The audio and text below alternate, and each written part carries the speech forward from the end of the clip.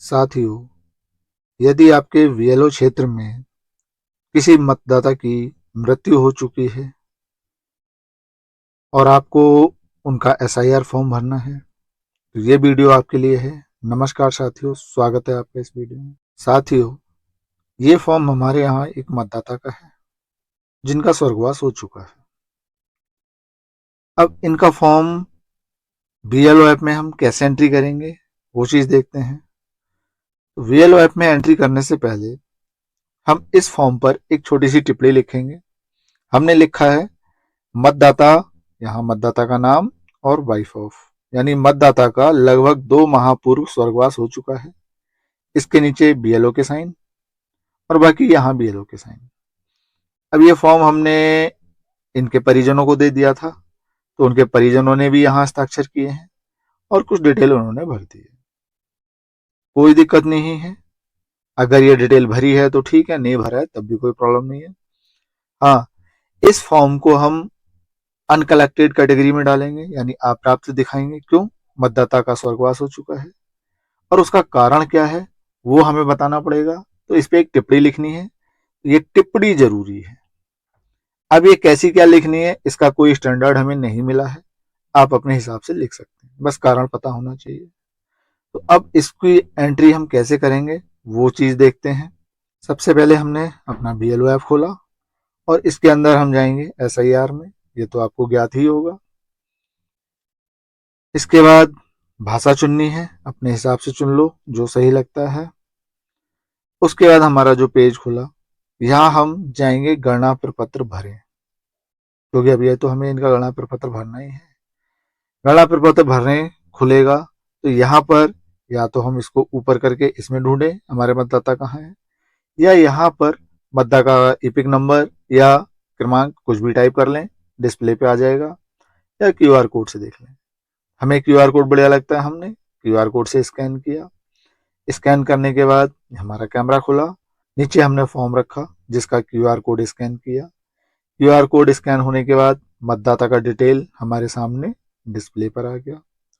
अब यहाँ अब तक हम करते थे फॉर्म भरे, यही तो करते थे, लेकिन ये मतदाता जो है इनका स्वर्गवास हो चुका है तो इनका तो फॉर्म हमें भरना ही नहीं है। तो अब हम करेंगे अप्राप्ति योग चिन्हित करें, यानी अनकलेक्टेड करेंगे। इसको सेलेक्ट करने के बाद हमारे पास कुछ इस तरह का पेज आएगा, जहां हमारे पास देखो 5 ऑप्शन है, 5 में से एक सेलेक्ट करना है। तो मतदाता का स्वर्गवास हो गया है, मृत्यु है, हम यहाँ मृत्यु को सेलेक्ट कर लेंगे। मृत्यु को सेलेक्ट करेंगे, उसके बाद ये ग्रीन हो जाएगा और नीचे यहाँ हमें टिप्पणी लिखनी है, यानी कारण लिखना है, किस कारण से अनकलेक्टेड हो रहा है। कारण हमने लिख दिया, मतदाता का लगभग 2 माह पूर्व स्वर्गवास हो चुका है। नाम और वाइफ ऑफ वो चीज हमने लिख दी है जानकारी के लिए। देखो यहाँ स्पष्ट लिखा है, कृपया सुनिश्चित करें कि फॉर्म पर एकत्रित ना होने का कारण लिखा हो, तो वो हमें अपने हिसाब से लिख देना है। अब यहाँ अगला भाग अपलोड, यहाँ पिछला भाग, इसकी कोई जरूरत नहीं है, सबके लिए कॉमन है, हम सिर्फ फ्रंट का भाग अपलोड कर देंगे। ये अपलोड करने के लिए वही प्रक्रिया, भाई इसको क्लिक करेंगे, कैमरा खुलेगा, कैमरे के नीचे हमारा फॉर्म आ गया। फॉर्म को हमने सही से एडजस्ट कर दिया, ऊपर नीचे दाएं बाएं पूरा फॉर्म आ जाना चाहिए। फॉर्म पे देखो हमारी जो है टिप्पणी लिखी हुई है, यही तो कारण है फॉर्म पे जो वहां रेड कलर में लिखा था। उसके बाद हमने अपना इसका फोटो खींच लिया, फोटो खींच के इसे अपलोड कर दिया। अपलोड होने के बाद ये हमारा फोटो आ गया। अब नेक्स्ट ऑप्शन इन्होंने कहा है, देखो upload supporting document if any, मतलब अगर है तो अपलोड कर दो वरना जरूरी नहीं है। इसमें जैसे डेथ सर्टिफिकेट है, इस तरह का कोई डॉक्यूमेंट अगर है तो कर दो, अन्यथा जरूरी नहीं है, सिर्फ इतना ही पर्याप्त है। और उसके बाद जमा करें पे क्लिक कर दो। जमा करें पे क्लिक करने के बाद हमारे पास पॉपअप आ जाएगा, elector has been marked as uncollectable, हम कर देंगे ओके। ओके करने के बाद ये हमें फिर से वहीं पहुंचा देगा जहां से हम शुरू हुए थे। अब हम नेक्स्ट फॉर्म भर लेंगे। देखो कितना आसान है हमारा फॉर्म भरना।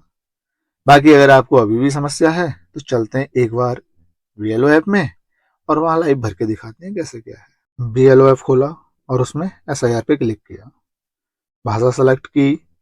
भाषा सेलेक्ट करने के बाद गणना प्रपत्र भरें। अब यहाँ से हमने क्यूआर कोड सेलेक्ट किया, कैमरा खुला, क्यूआर स्कैन किया, मतदाता का डिस्प्ले हो गया। 5 ऑप्शन है, मृत्यु सेलेक्ट करेंगे यहाँ से और नीचे 150 शब्दों में हम इसका कारण लिख देंगे, तो वो हम कीबोर्ड से बोल के टाइप कर देंगे।